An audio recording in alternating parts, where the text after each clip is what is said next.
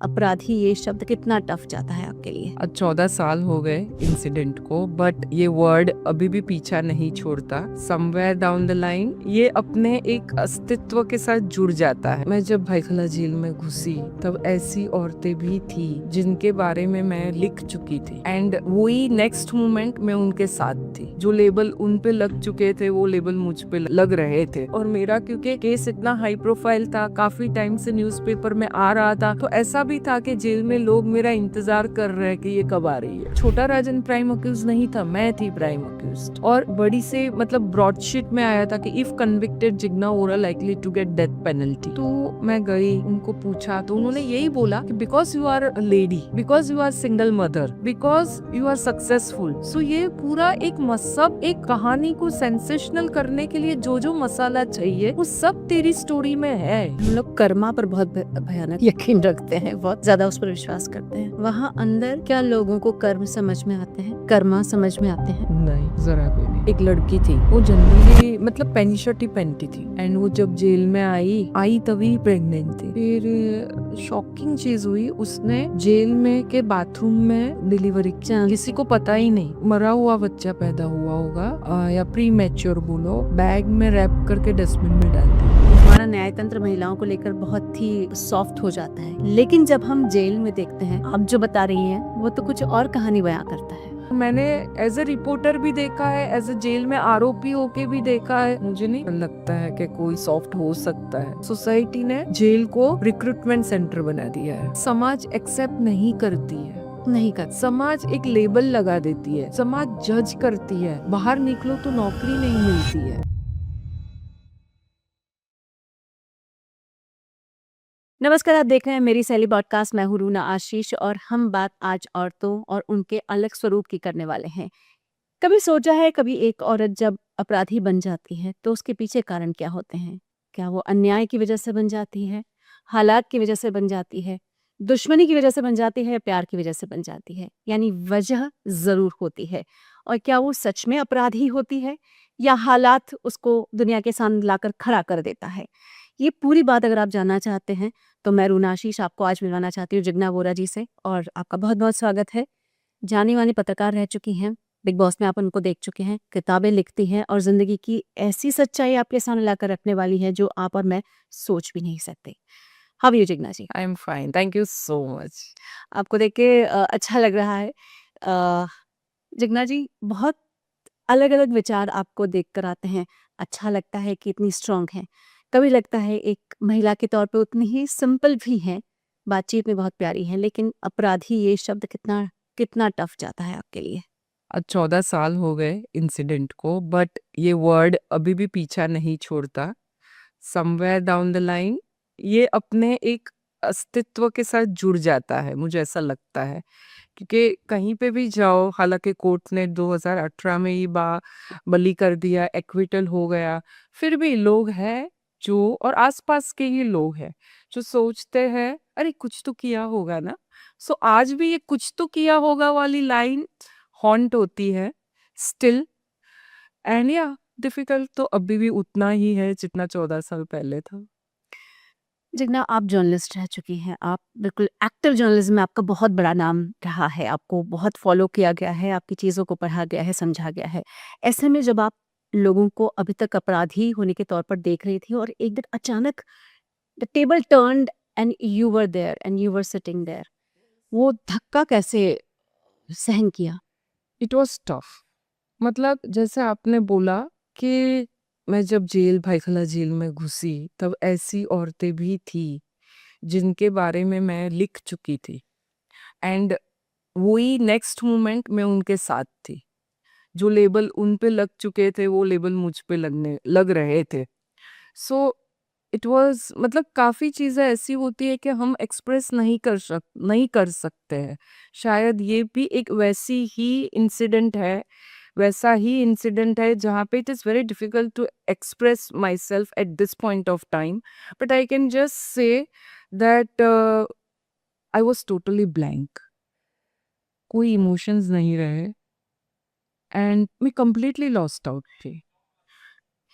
जब जर्नलिज्म करते हैं हम लोग तो एक बहुत बेसिक चीज़ अपने दिमाग में रखते हैं, इमोशन से दूर रहना है। और बहुत तरीके से तोल-मरोड़ के ऐसी बातें करनी है जो चीज़ों को ख़राब ना करे लेकिन इन्फॉर्मेशन पूरी पहुँचाए। लेकिन इस बार आप इन्फॉर्मेशन थी। यस, मैं खुद स्टोरी बन चुकी थी। एंड जहाँ मुझे पता है कि एज़ अ जर्नलिस्ट मैं कोर्ट रिपोर्टर थी। I started with the court reporting. So हम मेरे जो एडिटर थे, he was very very particular. उन्होंने यही सिखाया था कि डॉक्यूमेंट्स के बगैर कोई स्टोरी मत करना। और क्योंकि मैं कोर्ट रिपोर्टर थी तो कोर्ट के पेपर्स निकाल के स्टोरी करती थी और पॉइंट टू पॉइंट होती थी। तो मुझे ऐसा याद नहीं है कि मैंने कोई सेंसेशनलिज्म किया हो, क्योंकि रूटीन तो मैं करती नहीं थी। मैं सिर्फ एक्सक्लूसिव स्टोरीज करती थी और वो पेपर्स के साथ करती थी। लेकिन जब मेरी बारी आई, when I was on the other side of the law, और मैंने देखा कि बहुत सारी मेरी स्टोरीज में बोलूँ या क्या बोलूँ, इंसिडेंट्स छापे गए जो मतलब कोई केस के हिसाब से कोई उसका कनेक्ट ही नहीं था। जैसे मैं एक सलून में मेंबर थी, वो टाइम पे मेंबरशिप ली थी। तो as such I always like to be very particular how I carry my self. तो वो time I am talking about 2011। वो टाइम पे I was earning 2 lakhs rupees per month. तो आई थिंक 45,000 पर ईयर तो मैं membership afford कर ही सकती हूँ। वहाँ पे मुझे आज भी वो दिन बराबर इससे याद है। वो टाइम पे मैं मैनिक्योर पेनिक्योर करा रही थी और वहाँ पे एक दूसरे पेपर की कर्ब रिपोर्टर, जिसे हम बोलते हैं trainee reporter, you are also journalist so you will understand it, वो स्लिमिंग सेशंस कर रही थी जिसका मंथली एक्सपेंस 45,000 है। एंड फिर हमें प्रेस कॉन्फ्रेंस में जाना था, क्राइम ब्रांच। और मैं कार तभी नई नई मैंने ली थी, तो मैंने बोला तू भी वहीं पे जा रही है तो हम साथ साथ में ही चलते हैं। तो रास्ते में अब भी सब कुछ मुझे इतना क्लियरली याद है ना, एंटॉप हिल वाले वडाला वाले रूट से जा रहे थे और जो कन्वर्सेशन हो रही थी, शी आस्क्ड मी, मेरा लड़का तभी तो छोटा था, वो पंचगिनी में पढ़ता था हॉस्टल में, उसके बारे में बात हुई, मुझे क्या पसंद है तो मैंने बोला मुझे मोमोज पसंद है। It's generally to ladies talking. लौकी। और जब ये इंसिडेंट हुआ तब उसने पूरा वो मेरा 1 घंटे का कन्वर्सेशन एक्सक्लूसिव के नाम पे छाप दिया, इंक्लूडिंग मेरे बच्चे की स्कूल, पंचगिनी में कौन सी स्कूल, मेरे बच्चे का नाम, वो सब छाप दिया। तो वो जरूरत नहीं थी ऐसे देखा जाए तो, बट फिर ठीक है, सेंसेशनलिज्म, शायद लोगों को ये इंटरेस्ट ज्यादा था कि मुझे खाने में क्या पसंद हो। अरे मैं एकदम शांत हो जा रही हूँ क्योंकि मुझे कुछ समझ में ही नहीं आ रहा कि आप इन सब चीज़ों को कैसे मैनेज करते हुए आई होंगी। हम लोग बहुत स्ट्रांग बता दिया जाता है, बना दिया जाता है, जर्नलिस्ट हो आप में इमोशंस कहाँ होंगे और एक्सपेक्ट किया जाता है, लेकिन आप माँ भी हैं, आपके घर में लोग भी हैं, आपका फ्रेंड सर्कल भी रहा होगा।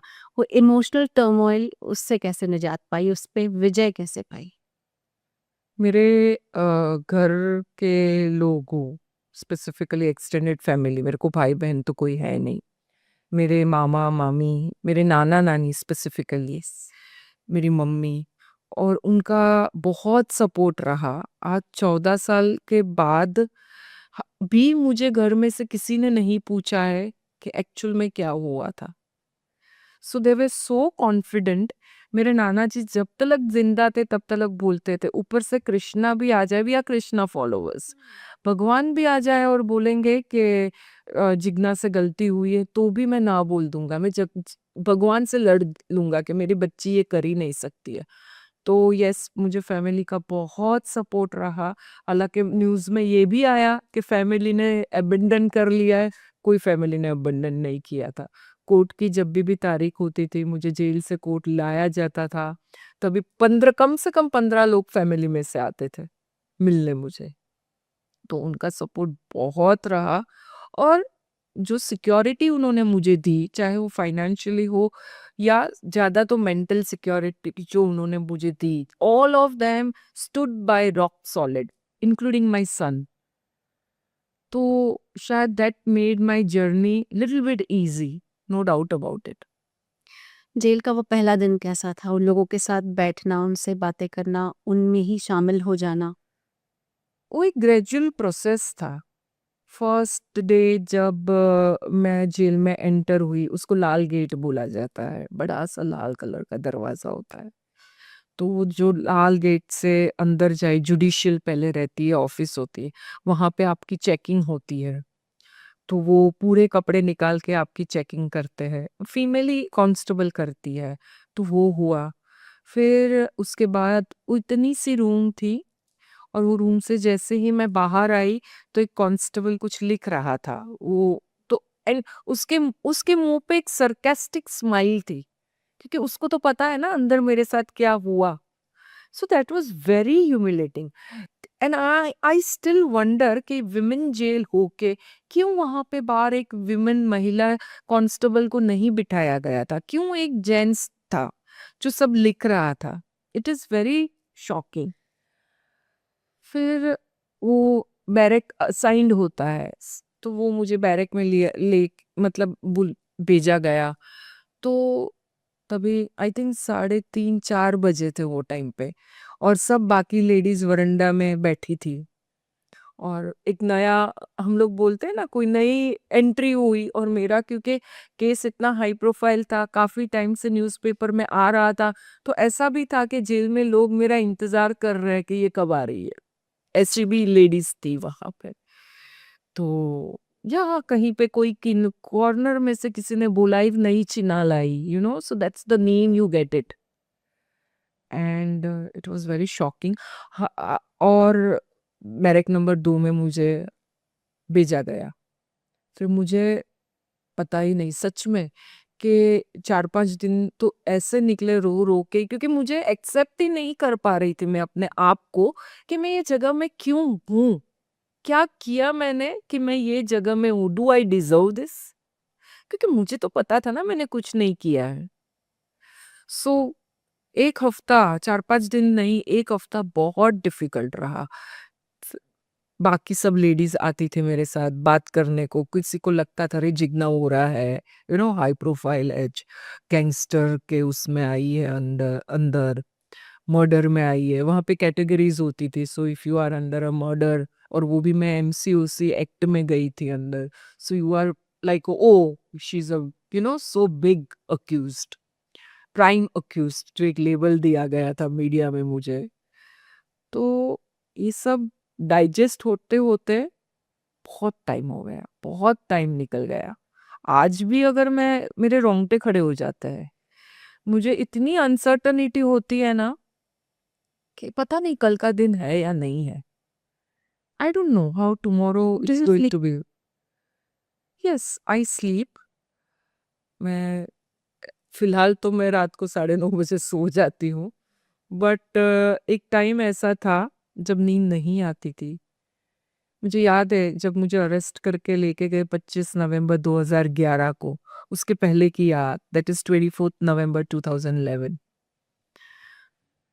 उस दिन रात को मुझे, मैं ऐसे ही लेट के सोच, क्योंकि कि पता नहीं कल मैं सवेरे, कल की रात इधर घर पे होंगी या नहीं होंगी, क्योंकि रूमर्स तो चल ही रहे थे कि जिग्ना वोरा अरेस्ट होने वाली है, अरेस्ट होने वाली है।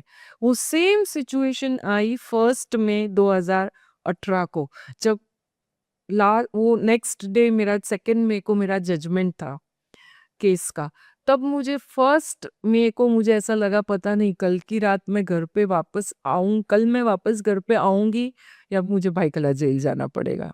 सो हाँ, काफी ऐसी रातें निकाली है जाग के। Pregnancy is not just 9 months, it's a journey of love and care.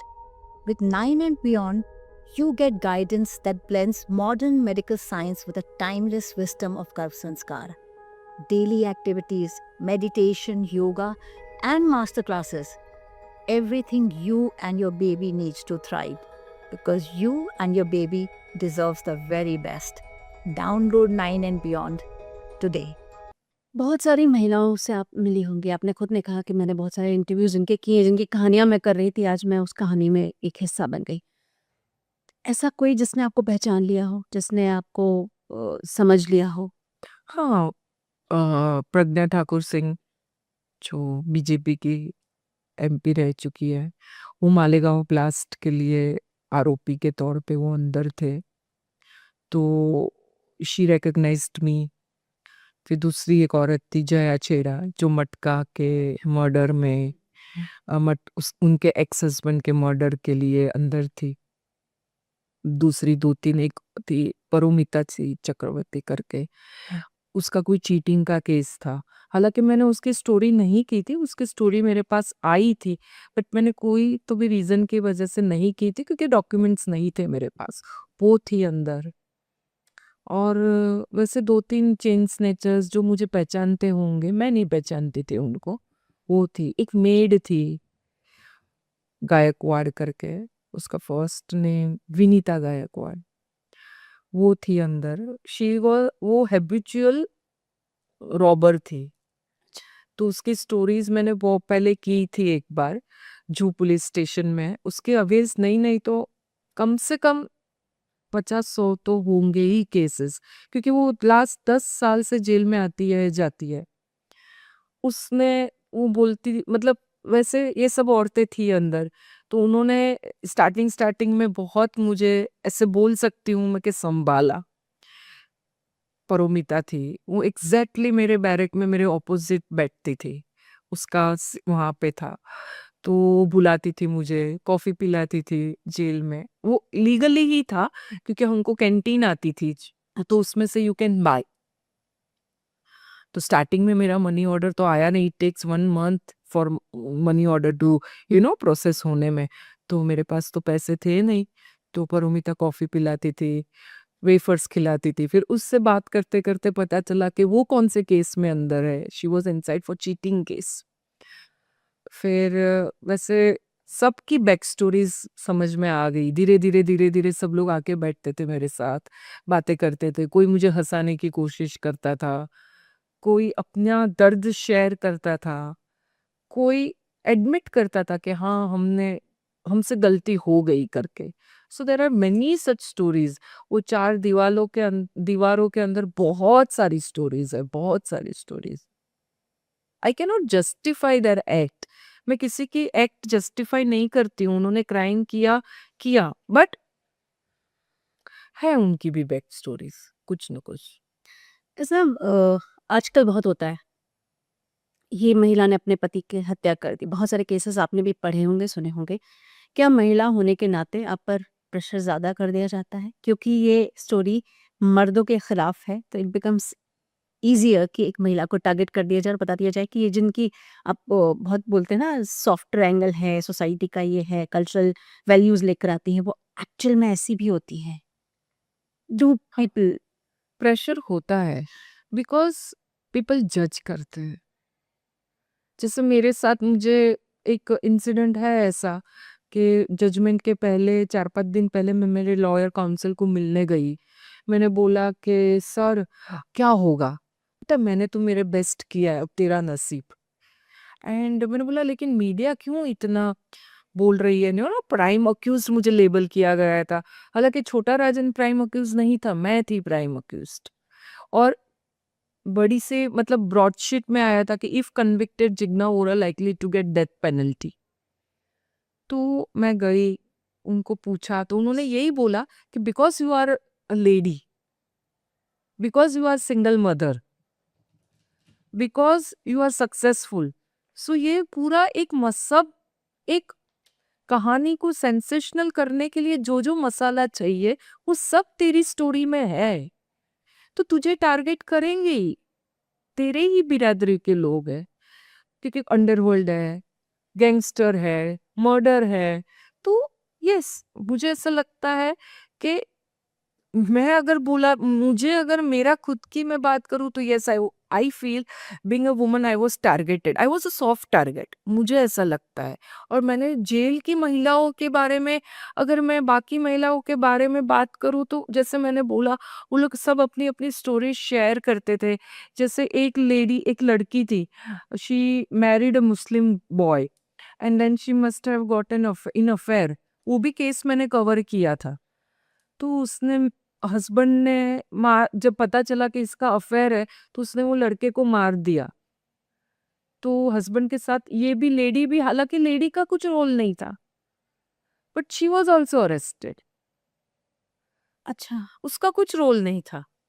वो तो मतलब वो खुद टेरेस पे चौक मतलब उल्टा रोक रही थी उसको, हस्बैंड को, कि मत मार करके। ये तो मारिया सुसैराज जैसा केस भी हो जाता है। हाँ, तो नहीं, मारे सुसैराज तो इन्वॉल्व थी। No but she the way she put it कि नहीं मेरे साथ अगर ऐसा तो एक्चुअली 3 साल की सजा भी मिली, तो आई कैन से कि yes she was found guilty. Yes वो केस भी मैंने पूरा कवर किया as a reporter. Anyway, that's a different story all together. So ऐसे just because she was a female, it was easy to target her. दूसरी एक लड़की थी, उसके हस्बैंड ने कुछ पैसे के लिए बाजू वाले नेबर को के बच्चे को किडनैप कर लिया था, और वो सांगली चला गया बच्चे को लेके। सांगली में ये लड़की के उसके घर पे रखा, तो ये लड़की का तो कोई, वाइफ का तो कोई रोल नहीं था, लेकिन वाइफ को भी अरेस्ट कर लिया। तो ऐसे बहुत सारे केसेस मैंने देखे हैं। Looking for a trusted companion for your pregnancy journey? Nine and Beyond brings you a unique blend of modern science and ancient Indian wisdom. From expert led masterclasses to daily structured activities, everything is designed to support you every step of the way. Your complete guide to a confident, healthy pregnancy. Download Nine and Beyond today. तो मतलब जब आप ये कहा जाता है कि हम बहुत अलग अलग जगह पे पॉडकास्ट्स में और बहुत सारी जगह पे कि हमारा जो न्याय तंत्र है, कहीं सवाल उठाए जाते हैं, क्योंकि न्याय तंत्र पर आप सवाल तो नहीं दाग सकते हैं, तो एक पॉइंट ऑफ व्यू आता है कि हमारा न्याय तंत्र महिलाओं को लेकर बहुत ही सॉफ्ट हो जाता है। लेकिन जब हम जेल में देखते हैं, आप जो बता रही हैं वो तो कुछ और कहानी बयां करता है। नहीं, I don't think so. When as far as judiciary is concern, there is no softness if they all go by the law. मेरे हिसाब से मैंने बॉम्ब ब्लास्ट केसेस कवर किए हैं। बॉम्ब ब्लास्ट की आरोपी के साथ अंदर रही भी हो, उसको डेथ पेनल्टी मिली है, तो देयर इज नो सॉफ्टनेस, मुझे नहीं लगता है। It is purely on the basis of evidence. Okay, so ये जो कहानी कही जाती है कि महिलाओं को लेके सॉफ्ट हो जाता है हमारा न्याय, वो ऐसा नहीं है ऐसा नहीं है। कि मैंने जितना एक्सपीरियंस किया है, हाँ। और मैंने एज अ रिपोर्टर भी देखा है, एज अ जेल में आरोपी होके भी देखा है, मुझे नहीं पर लगता है कि कोई सॉफ्ट हो सकता है। चलिए, ये जानकर एक बार और न्याय तंत्र पे भरोसा और मुझे तो बहुत प्रणाम करने की इच्छा होती बहुत भरोसा है बाबा, कुछ भी हो। There is always a delay, I know time लगता है, है। हाँ। But if you are true to yourself, I feel so nothing can change it, मुझे ऐसा लगता है। अंदर जब आप इन महिलाओं के साथ रहती है, इनका आपसी व्यवहार कैसा होता है? ये लड़ाई झगड़े होते हैं जो टेलीविजन फिल्म्स या सीरीज में दिखाए जाते हैं? जो टेलीविजन फिल्म और वो दिखाए जाते हैं वो पूरा फिक्शन होता है, बट लड़ाई बहुत होती है, फ्रस्ट्रेशन, एंजाइटी, हर एक, जैसे मैंने आपको बोला, हर एक की अपनी बैक स्टोरीज है। और जेल एक ऐसी ऐसी जगह है ना, वहां पे भी कुछ ऐसी महिलाएं हैं जिनको वहां को भी रूल करना है, वहां पे भी अपना पावर दिखाना है। तो वो दूसरी महिलाओं को अपना जैसे चेला जैसे बोलते हैं ना, हाँ। वैसे रखते हैं। हाँ। और उनको किसी थर्ड पर्सन, थर्ड कैदी को उससे टारगेट करते हैं। बहुत मारपीट होती है, बहुत होती है, आपस में बहुत होती है मारपीट। तो क्या दर्द महिलाओं को जोड़ता भी है? टू सम एक्सटेंट यस, बहुत कम मुझे ऐसा लगता है कि वहां पे लोग इमोशनलेस हो जाते हैं। अच्छा। तो बहुत बोलते हैं जेल की दोस्ती जेल तक ही ठीक है, और जैसे बिग बॉस की दोस्ती बिग बॉस तक ही ठीक है, सेम वही सीन है। मुझे याद नहीं है कि ऐसा कोई पल रहा हो जब मैं वहां पे पीसफुली सोई होंगी। वो डर, आपस के कैदियों का भी डर मुझे बहुत था, क्योंकि एक तो कैदी ऐसी भी थी जिसके अगेंस्ट मैंने स्टोरी की है, तो वो लोग तो वेट ही कर रहे थे ये कब आए और कब हम इसे मारे। मतलब I used to just sit in one corner, इतनी सी जगह मिलती थी, मैं चुपचाप कॉर्नर में जाके हनुमान चालीसा ही बोलती थी। 2-3 लोग से फ्रेंडशिप हुई, जैसे परुमिता थी, आशा परदेसी करके लेडी थी 60 इयर्स के आसपास, वो चिट फंड के केस में थे अंदर। दूसरी एक सोनी अजवानी करके थी, वो भी कोई चीटिंग केस में अंदर थी। तो ऐसे 3-4 लोग थे जिनके साथ ही मैं बात करती थी, अदरवाइज मैं किसी से बात नहीं करती थी। मैं और अपनी जगह और एक वरंडा, वहां पे वरंडा था, तो वरंडा में एक जगह पे बैठ के हनुमान चालीसा सिर्फ बोलती रहती थी, क्योंकि ऐसा एक डर था कि, और जो दूसरी औरतें थी, दे अपना अपना एक जैसे इलाका बोलते हैं ना, ये बैरक उसका है, तो वैसा सब भी हुआ होता था वहां पे। और ये जो महिलाएं होती हैं जो अपराध में जाती हैं, आपका तो भगवान की दया से सब कुछ क्लियर भी हो गया, लेकिन कई सारे लोगों ने एक्सेप्ट भी किया, वो अपराधी भी रही हैं। उनकी सोच फिर कैसे हो जाती है? क्या वो भी उतनी ही स्तब्ध या उतनी ही शॉक में रहती हैं? मुझे नहीं ना, मैंने ऐसी भी महिलाएं देखी जिनके लिए जेल सेकंड होम था। अच्छा।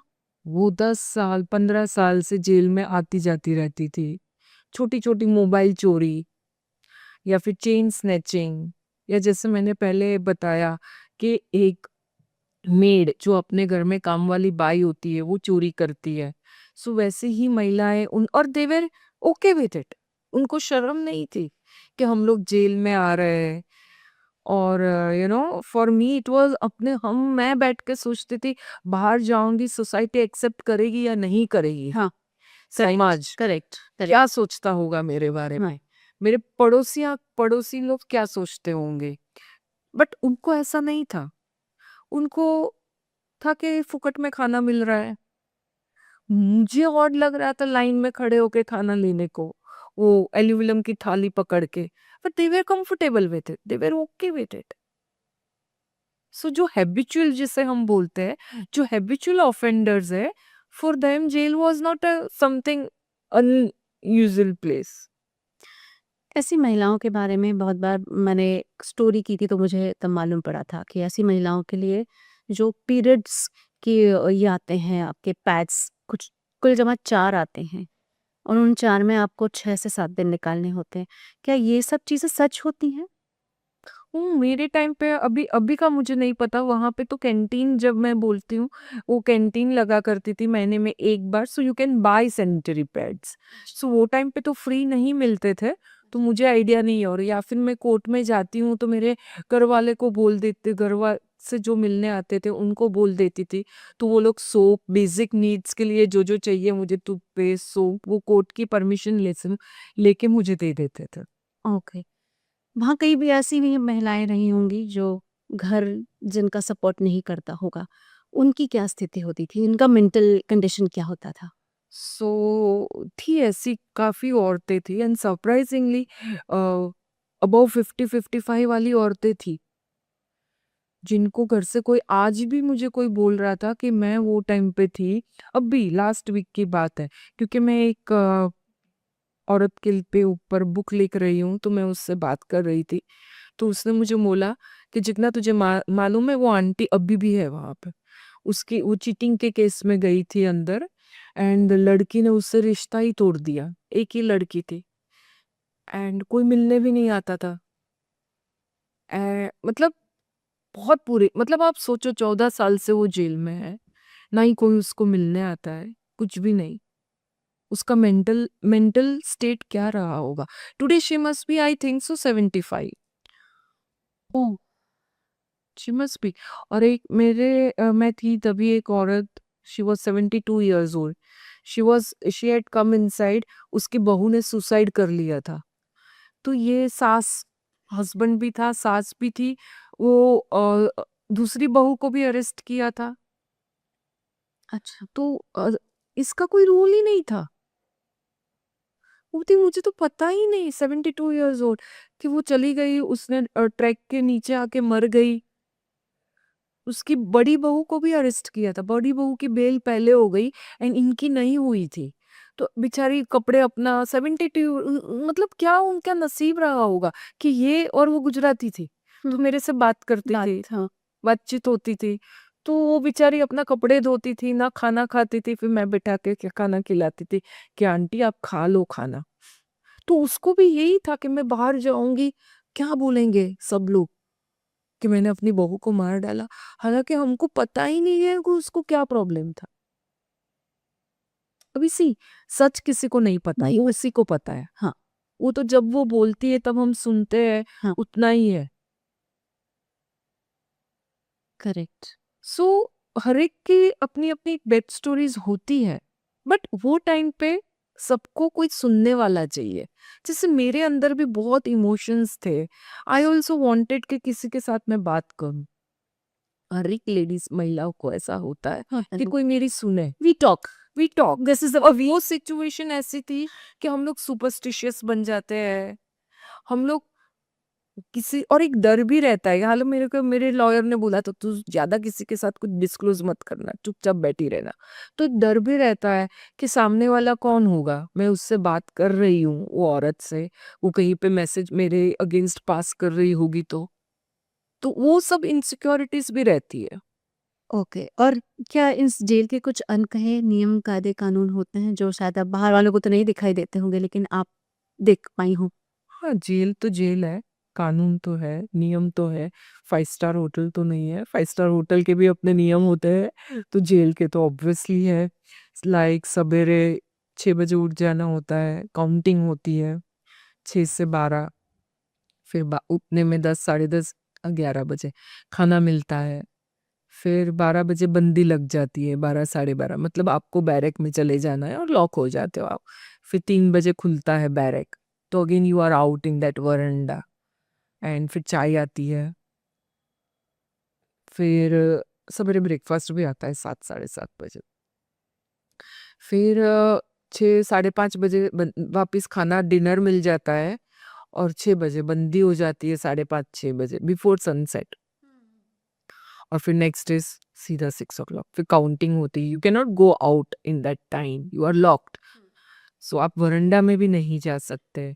फिर डॉक्टर के पास अगर मेडिकल इश्यूज है तो you can go to doctor, जो बाहर ही वहाँ पे ही जेल के अंदर ही प्रीमाइसिस में ही छोटी सी हॉस्पिटल है, you can go there and take your medicine.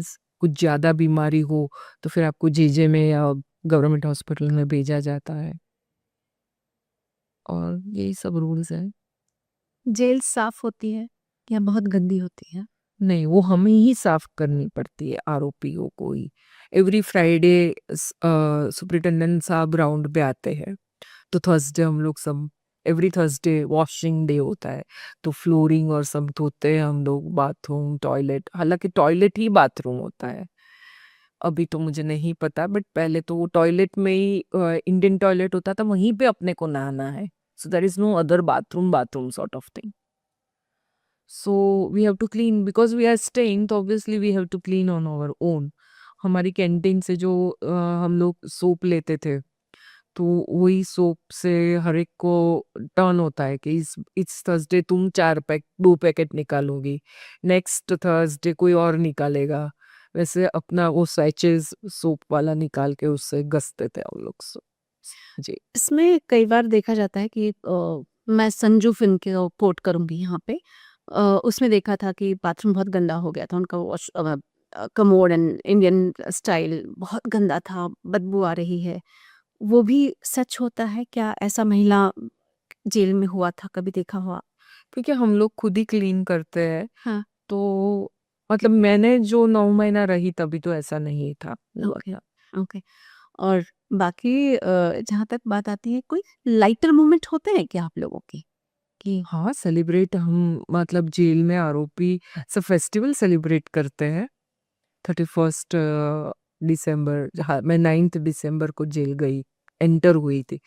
तो 31 को, 1 जनवरी, वो जो नाइजीरियंस लोग होते हैं जो ड्रग पेडलिंग केस में आते हैं, वो लोग ने 1 जनवरी सेलिब्रेट की थी। फिर जन्माष्टमी सेलिब्रेट की थी, प्रज्ञा ठाकुर सिंह तभी उन्होंने लड्डू गोपाल की वो सेवा करती थी अंदर जेल में, तो उन्होंने वो फिर होली सेलिब्रेट की थी। और श्रावण महीना में मंडे को साबूदाना की खिचड़ी मिलती है, सो लोग फास्ट करते हैं उसको। वहाँ पे फास्टिंग भी करते हो? हाँ, रमजान पूरा वो लोग मुस्लिम लोग रमजान पूरा फास्ट करते हैं, अच्छा, अच्छा। तो उनको वो रमजान के हिसाब से टाइमिंग के हिसाब से खाना मिलता है, सबेरे सहरी मिलती है, इफ्तियार में मिलता है, सब व्हाटएवर फूड इट इज हुँ। अवेलेबल। हुँ। तो लाइटर मोमेंट्स भी वैसे सब फेस्टिवल की रहती है, फिर जहाँ 4 लेडीज बैठ जाए तो कभी-कभी गप्पे भी मारते हैं, गॉसिप भी करते हैं, बाहर की बातें करते हैं ज़्यादा, कि हम लोग छूट के सी बेसिक नीड्स ही इम्पोर्टेंट होती है जेल में खाने की। और पाइखाला जेल मेन रोड पे है, हाँ। तो वहाँ से खाने की खुशबू बहुत आया करती थी। तो हम लोग सोचते थे, अरे ये तंदूरी की स्मेल आ रही है, इसकी स्मेल आ रही है। तो मेरे साथ जो दूसरी एक लड़की थी सोनी करके, हम लोग मैं और वो बात करते थे कि बाहर जाएँगे तब मिनी पंजाब में खाना खाएँगे, बांद्रा में, और ये खाना खाएँगे, वो खाना खाएँगे, मॉल जाएँगे। तभी तो इतने मॉल भी नहीं थे, 2010-11 की मैं बात कर रही हूँ। तो हाँ, ये छोटी-छोटी चीज़ें का इम्पोर्टेंस समझ में आ जाता है और उसमें ही खुशी मिल ढूँढते हैं हम लोग छोटी-छोटी चीज़ों में। ऐसा कोई व्यक्ति जिसको लेडी जिसे देखकर आपको लगा कि यार ये इतना निर्दोष है लेकिन इतना गलत इसके साथ हो रहा है? कुछ कहानियाँ बताई लेकिन एक कहानी होती है ना जो आपके दिमाग में अटक जाती होगी। निर्दोष तो पता नहीं मुझे, क्योंकि उसके बाद उस केस का मैं छूट गई, बाद में केस का क्या हुआ मुझे नहीं पता, बट एक औरत थी, शी मस्ट बी 45-50, वो अपनी सास को मारने के इल्ज़ाम में अंदर थी। मतलब उसने अब तक सास ज़िंदा थी, इंजर्ड थी, पत्थर मार दिया था उसने अपनी सास को। तो सब लोग उसको बहुत चिढ़ाते थे, वो अकेली बैठ-बैठ के कोने में बड़बड़ करती थी, तो सब लोग बोलते थे पागल है, पागल है, पागल है। वो मेरे एग्ज़ैक्टली सामने बैठती थी, एग्ज़ैक्टली सामने। अ, तो एक दिन आई मेरे पास और मुझे बोला, दीदी मुझे पता है सब लोग मुझे पागल बोलते हैं, बट मैं भी क्या करूँ? तो मैंने बोला, क्यों तूने सास को मारा? Just because we started talking okay, इतने टाइम से साथ में थे, 5-6 महीने से। तो उसने बोला कि मेरे हस्बैंड तो मर गए हैं, मेरे को एक लड़का है जो मैंने एडॉप्ट किया है। और मैंने बोला, क्यों तुझे मिलने नहीं आता लड़का? तो पता नहीं, मैंने उसको एडॉप्ट किया है। और मैंने बोला, फिर तूने सास को मारा क्यों? तो बोलती, मैं 20 साल 30 साल से देख रही हूँ, मैं जुल्म सह रही हूँ, वो किसी को नहीं दिख रहा है। बोला, क्यों तेरी सास तुझे मारती थी, हस्बैंड मारता था? तो उसने बोला, हाँ, मेरे को बच्चे पैदा नहीं कर पाई मैं, तो मेरी सास, मतलब she used to say that मेरे सास मेरे अंदर वेजिना में रॉड डालती थी। तो एक दिन अभी मैं भी कितना सहन करूँगी? तो मुझे गुस्सा आया तो मैंने पत्थर डाल दिया उसके मुँह पे। ऐसी थी, मतलब तब रोंगटे खड़े हो जाते थे सूझ के, सुन के ये बातें। अभी उसने किया, नहीं किया, क्या सच है नहीं मालूम। But I was like literally shocked. फिर एक 19-20 साल की लड़की थी, वो मोबाइल चोरी करती थी। उसने मुझे सिखाया मोबाइल चोरी कैसे करने का।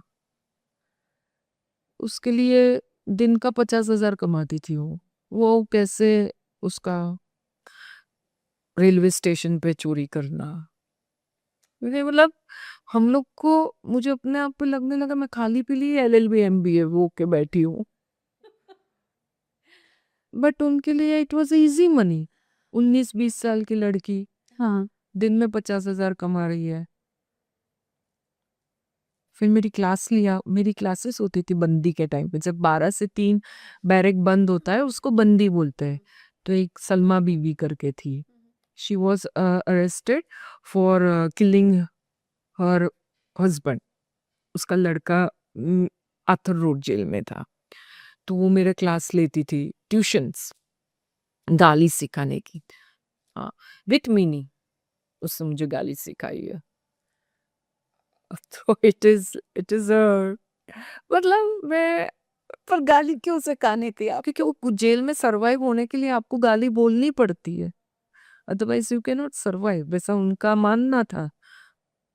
तो हालांकि फिर भी मैंने 9 महीने में कभी गाली बोली नहीं, बट बाहर आके बहुत बोलती है मैं गाली, वो बात अलग। मतलब वहाँ शायद ज़रूरत नहीं पड़ी, बाहर की दुनिया में ज़रूरत पड़ जाती है। दुनिया में जरूरत पड़ गई तो बाकायदा मेरा ट्यूशन हुआ करता था, मीनिंग भी समझाती थी वो मुझे। फिर थोड़े साल बाद पता चला कि वो जेल में ही मर गई, सलमा बीबी। उसको टीबी हो गया था, उसको हाइपर डायबिटीज था। तो वो बोलती थी कि मुझे तो ट्रीटमेंट के लिए जे भेज देते हो, बट वो सब कहानियां हैं। कभी किसी ने भगवान को बुरा भला कहा? सब लोग बोलते भगवान को बुरा बोलते थे, सब लोग, चाहे सच में किसी ने आरोप, मतलब वो इन्वॉल्व इंसिडेंट में हो या ना हो, भगवान को सब गाल, क्योंकि भगवान थोड़ी ना ऊपर से आके बोलने वाला है कि भाई मैंने थोड़ी ना किया, तूने ही ये किया है। हम्म। तो भगवान को तो सब बुरा बुरा बोलते थे।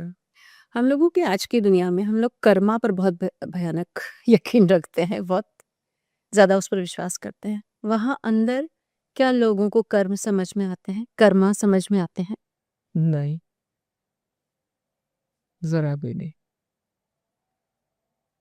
नहीं समझ में आता है। वो लोग उस पल के लिए जीते हैं, कल का नहीं सोचते। जैसे जो हैबिचुअल आते जाते रहते हैं, they know they are doing wrong, उनको पता है कि वो गलत कर रहे हैं, तो उनको कुछ कर्मा वर्मा से पड़ी नहीं है, कुछ भी नहीं करती।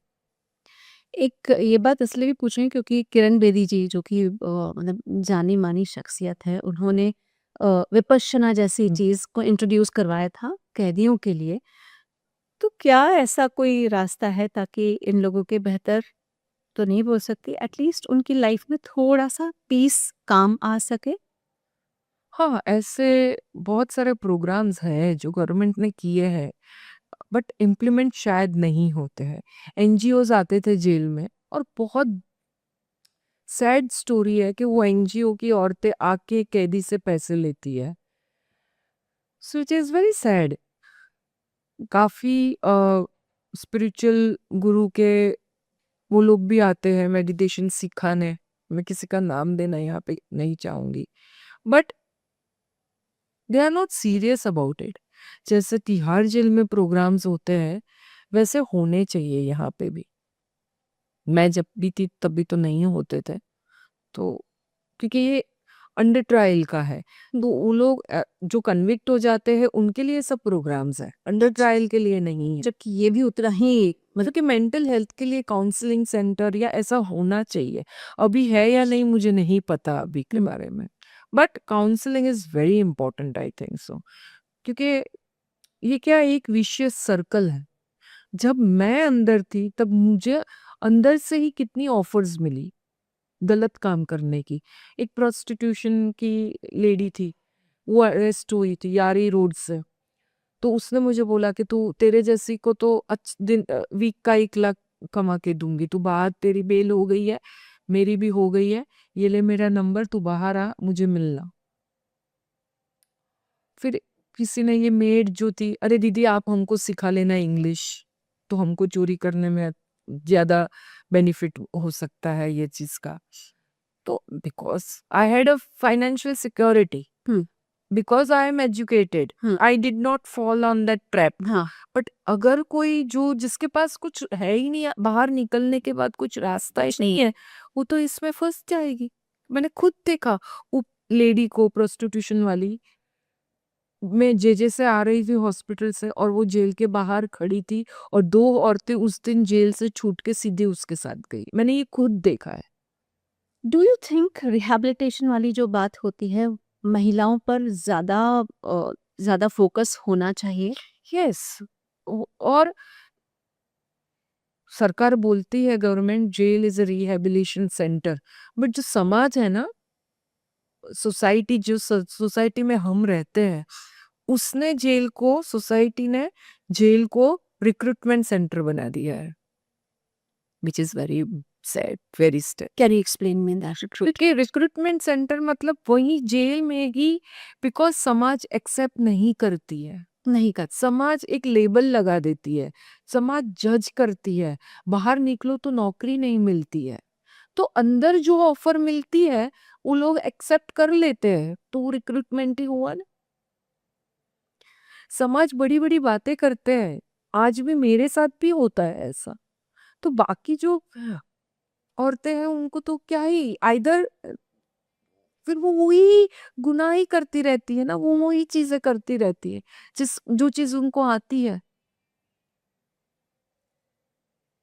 हाँ मतलब गवर्नमेंट ने इतने सारे रिहेबिलिटेशन प्रोग्राम्स है, बट वो सोसाइटी के लोग इम्प्लीमेंट नहीं करते, और हम लोग सिर्फ हर टाइम गवर्नमेंट को ब्लेम करते हैं, ये नहीं हो रहा है, वो नहीं हो रहा है, बट हम लोग तो पार्ट ऑफ द सोसाइटी है ना।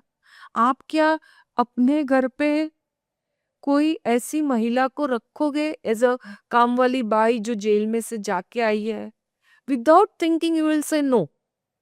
सो don't they deserve second chance? So एक लेवल लग जाता है, once a criminal is always a criminal.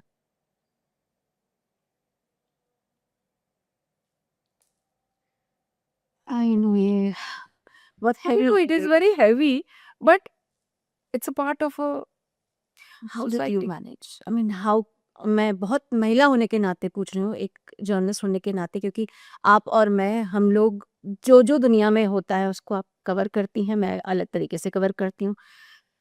How did you manage? वो हिम्मत कहाँ से आई? कैसे एक्सेप्ट किया कि अब मेरी जिंदगी कुछ अलग होने वाली है बाहर आने के बाद? नहीं, जिस दिन मुझे बेल मिल गई उसके 10 दिन के बाद मैं बाहर आई, क्योंकि वो प्रोसीजर था। अगले दिन 11th अगस्त को मैं निकली बाहर। 10th अगस्त को जेल में मैं सोई नहीं रात पर। 10th अगस्त को मैं सोई नहीं रात पर जेल में। 11th अगस्त को सवेरे मुझे निकलना था। ना ही मुझे खुशी थी बाहर निकलने की, क्योंकि पता नहीं था, फ्यूचर अनसर्टन था। जैसे मैंने बोला, सोसाइटी एक्सेप्ट करेगी नहीं करेगी, लोग क्या कहेंगे, जॉब तो अभी मिलेगी नहीं, ऑब्वियस था। तो how I am going to survive? Family में मेरे नाना नानी 90 साल के थे, मम्मी उसको भी बहुत सारी इश्यूज थी फिजिकल। तो कैसे, मतलब हाउ?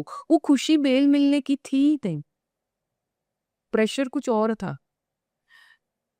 जब जेल में एवरी थी, तभी भी जेल से एवरी 15 डेज कोर्ट की तारीख आती है, तो कोर्ट में जाने को मुझे डर लगता था, जेल से बाहर निकलने को मुझे डर लगता था। कोर्ट में जाओ तो लॉयर्स सब पहचानते हैं मुझे एज अ रिपोर्टर, कोर्ट का चाय वाला भी पहचानता है, कोर्ट का प्यून भी पहचानता है, लिफ्ट मैन भी पहचानता है। तो मैं ये सोचती थी, यार वो लोग क्या सोचेंगे मेरे बारे से, अभी भी मेरे रोंगटे But I'm getting those goosebumps. I could कि मैं सोचती थी कि वो लोग मेरे बारे में क्या सोचेंगे। मुझे न, कोर्ट में जाके प्रोसीजर हो जाता था, मुझे ऐसा लगता था मैं वापस जेल में चली जाऊं, मुझे नहीं खड़ा रहना यहाँ पर, लोग देखते हैं क्या सोचते होंगे। हालांकि वो शायद सोचते भी नहीं होंगे कुछ, बट मुझे अंदर ही अंदर वो चीज खाई जाती, आत्मबोध और आत्मग्लानि। वो अंदर ही अंदर मुझे वो चीज खाई जा रही थी कि what you will think about me. कोई दोस्त अभी भी कोई 5 मिनट से ज्यादा मेरे को ऐसा देखेगा तो मुझे लगता है, अरे भाई ये क्या सोच रहा होगा कि मैं मर्डरर हूँ, आज भी। हालांकि आज लोग बोलते हैं, अरे यार ये madam Jigna madam big boss में थे, बट मैं सोचती हूँ यार ये यही सोचता होगा कि ये मर्डरर है। आज भी मेरे घर में बेल बजती है तो मैं डर जाती हूँ, कौन आया, पुलिस आई, कोई गैंगस्टर का कोई आदमी आया, क्योंकि पता नहीं है कब क्या होता है। When I met you, I thought, यार ये क्या हिम्मत लेकर आई है lady. When I met you for the first time in ITA jury उस समय, yes, I was like, यार ये how did she manage? ये हिम्मत कहाँ से लेकर आई है ये लेडी कि आज मेरे सामने खड़ी है, ITA की ज्यूरी है, and still she's smiling. I mean, that's how the life is। कितना रोगे तुम, कितना रो के क्या, वही सॉफ्ट बनो और टारगेट बनो वापस, उससे तो अच्छा है गाली दे के स्ट्रांग बनो। ये स्ट्रेंथ नहीं होती है। ठीक है, but that's how life is. Life बहुत कुछ सिखा देती है। लाइफ चुप रहना सिखा दिया लाइफ ने मुझे। लाइफ ने मुझे शेयर करना किसी से ज़्यादा शेयर मत करो वो सिखा दिया। लाइफ ने मुझे बहुत कुछ सिखा दिया निशा।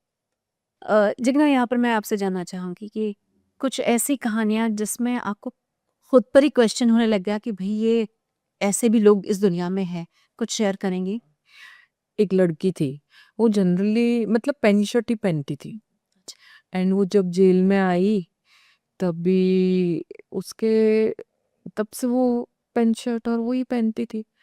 तो किसी को कुछ पता नहीं था। वो प्रेग्नेंट हो थी, आई तभी प्रेग्नेंट थी। अच्छा। फिर शॉकिंग चीज हुई, उसने जेल में के बाथरूम में डिलीवरी किसी को पता ही नहीं। और उसने फिर वो बच्चे को मरा हुआ बच्चा पैदा हुआ होगा या प्री मैच्योर बोलो, बैग में रैप करके डस्टबिन में डाल दिया। which was- मतलब अनबिलीवेबल था, ये अनबिलीवेबल था कि कोई एक औरत ऐसी हद तक जा सकती। वो रही 6 महीने, हम लोग मैं देखती थी उसको 6 तो ही 4-5 महीने, तो कभी पता ही नहीं लगा कि वो प्रेग्नेंट है। और एक रात को ये पता चला कि उसने ऐसा किया। Still can't imagine. मतलब कभी कभी हम लेडीज भी इतनी क्रूअल कैसे हो सकती है। मुझे वही लगता है, लेडीज जनरली हम सॉफ्ट साइड देखते हैं, स्ट्रॉन्ग साइड बात अलग है। एक मदरहुड वाली या अपने आप को बचाने वाली जो उस समय स्ट्रेंथ आती है वो तो अलग स्ट्रेंथ आती है। लेकिन आप किसी के लिए जान ले लेंगे, उन पर इतना बड़ा हमला करेंगी। किस तरीके की लेडीज होती हैं? क्या ये इसके पीछे सिर्फ मनोवैज्ञानिक एक कारण होता है? हाँ, वो औरत ने सोचा होगा कि मैं यहाँ पे बच्चे को जन्म दूं, क्या उसकी मेंटल हेल्थ होगी पता नहीं है। चीटिंग के केस में अंदर थी, बट ऐसी मैंने कभी नहीं स्टोरी सुनी भी नहीं और देखी भी नहीं। वो टाइम पे जो जो मैंने स्टोरीज एक एक औरतों के बारे में देखा मैंने अंदर, तभी लगता है, तो इसी पे मैंने बुक लिखी, तभी लगता है कि फिक्शन की जरूरत ही नहीं है, रियलिटी में ही इतनी स्टोरीज है, इतनी स्टोरीज है। फिर एक लड़की थी 18-19 साल की, वो असिस्टेंट मेकअप आर्टिस्ट थी, अ, वहाँ फिल्म सिटी से निकलती थी और पवई के वहाँ पे, वो बोली पवई के यहाँ पे रहती है बट आई डोंट नो, वहाँ पे वो लिफ्ट मांगती थी और फिर उसने उसके बॉयफ्रेंड के साथ मिलके सबको ऐसे रॉब करते थे। तो रात को एक दिन मुझे बोलती है जेल में कि दीदी मैं चाहती हूँ कि मेरा रेप होए। बोला क्यों? आई शॉक्ड। नहीं, आई वांट, मुझे एक्सपीरियंस करना है कि रेप क्या होता है। मतलब ये आप अनअवेयरनेस बोलो, जिसको जागरूकता नहीं है वो बोलो, या क्या रिएक्ट करोगे आप? कैसे रिएक्ट करोगे आप? You don't know what to do. या it is, I was speechless. और मेरे को 3-4 दिन ही हुए थे अभी जेल में, और वो मुझे ऐसा बोल रही है। मुझे एक बात बताइए, एक बहुत नेचुरल हम लोगों की एक टेंडेंसीज होती है, आहार विहार निद्रा मैथुन, ये चीज़ें जिंदगी को आगे बढ़ाने के लिए, आहार खाना, विहार रहना, निद्रा sleep and then your own sexual activities. थोड़ा सा बोल्ड सवाल है, आहार विहार निद्रा मैथुन चारों चेंज हो गए हैं एक लड़की के, जिसका कि नॉर्मली इमोशनल साइकिल होता है, कैसे मैनेज होता है, especially when it comes to having normal sexual life, which is next to impossible. Desire सबकी होती है, no doubt about it. So in jail somehow they find a lady partner, they develop soft feeling for each other, so that's natural I think so। ओह चलिए, at the same time जब बाहर जाने की बारी आती है, आपने लोगों को देखा है, हो सकता है आपके सामने कुछ एक लोग जा रहे हो, उस समय वो क्या सोच कर जा रहे होते हैं? तभी तो खुशी होती है जाने की, बाहर निकल गए। नर्क है जेल तो जो भी है वो, तो वहां से बाहर निकलते हैं तो ऑब्वियसली वो खुशी रहती है वो लोग। और जो हैबिचुअल है उनके लिए तो कुछ नया है ही नहीं, आना जाना चलता रहता है। वन टाइमर है उनके लिए तो एक वही है कि चलो छूटे यहाँ से। क्या आपको लगता है कि महिलाओं की जो स्थिति होती है सोसाइटी में, मेन डोमिनेटिंग एंड पेट्रियार्की, उसकी वजह से महिलाएं अपने आप धकेल दी जाती हैं या अपने आप वो सिर्फ बढ़ जाती हैं क्योंकि इनफ हो जाता होगा कभी कहीं उनका? मैंने जेल में देखा मोस्ट ऑफ द फीमेल जो मर्डर में अंदर थी, आइदर हस्बैंड का मर्डर किया है या बॉयफ्रेंड का मर्डर किया है। वो हस्बैंड से इतनी टॉर्चर होती थी कि उन्होंने बॉयफ्रेंड से मिलके हस्बैंड को मार डाला है, extra marital affair. Okay. Most of the murder वाले वैसे ही थे, 90%।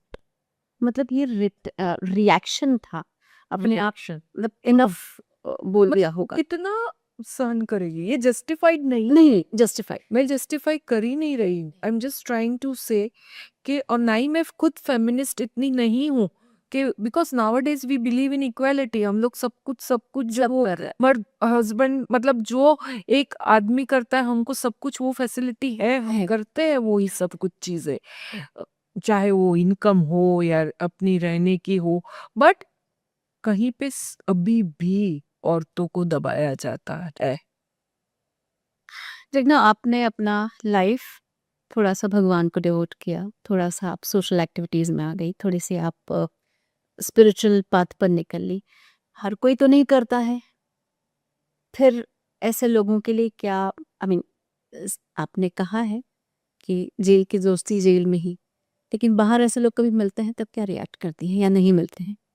एक दो लोग मिले मुझे और बट उन्होंने वापस वही क्राइम किया, तो मैं I just took a back step कि नहीं, मुझे नहीं ये सब जमेले में पड़ना है अभी। वो विशियस सर्कल से बाहर निकलना नहीं चाहते वो लोग, easy money. And I was very fortunate कि मुझे पैसे कमाने का प्रेशर नहीं था कि मैं कमाऊंगी और मेरा घर चलेगा, वैसा प्रेशर नहीं था। शायद अगर वैसा प्रेशर होता तो मैं भी शायद कुछ न कुछ गलत ही रास्ते पे होती, हो सकता है।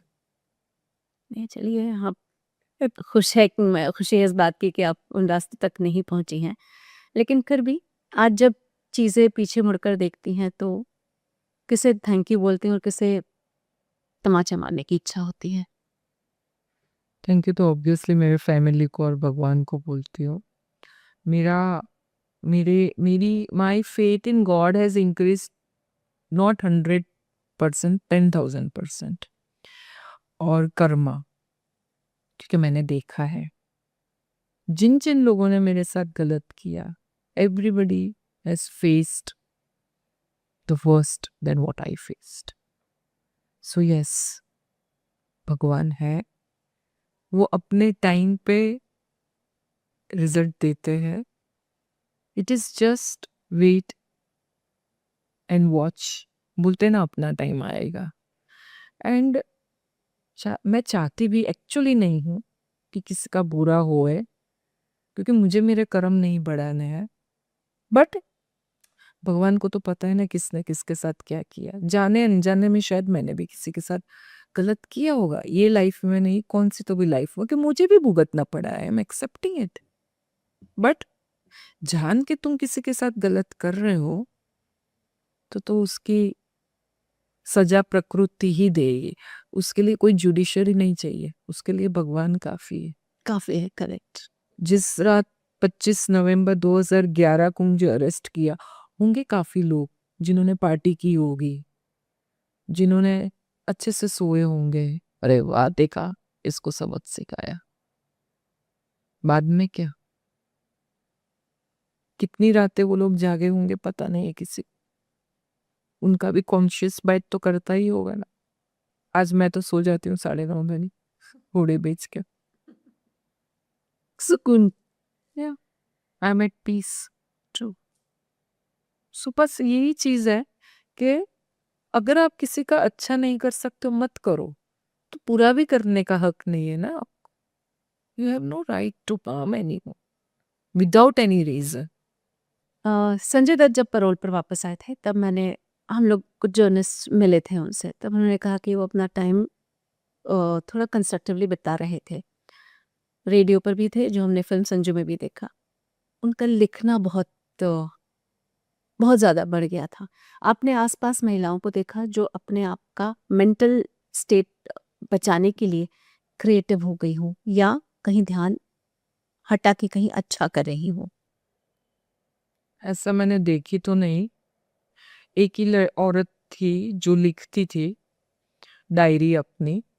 बाकी तो मुझे जेल में तो कोई ऐसा क्रिएटिव मिला नहीं। और सरप्राइजिंगली मुझे अभी पता चला कि वो औरत अभी भी जेल में वापस भी गई। So I don't know how far it is true, but yes I rode behind bars in Byculla. एक एम वही था, it was a healing process for me, जो मैंने बुक लिखी है। कि ऐसा बोलते हैं, जैसे आप बोल रहे हो कि संजय दत्त लिखता था, तो उसके लिए वो एक हीलिंग प्रोसेस था। तो शायद writing is the best therapy to heal yourself. ये बात तो सच है, क्योंकि मैंने जो जो बुक में काफी चीजें लिखी हैं अभी मुझे याद नहीं है। That part of me is healed, I think सो।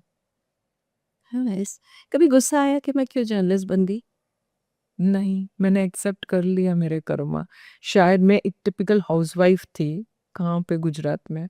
वहां से यहाँ डिवोर्स के बाद आई।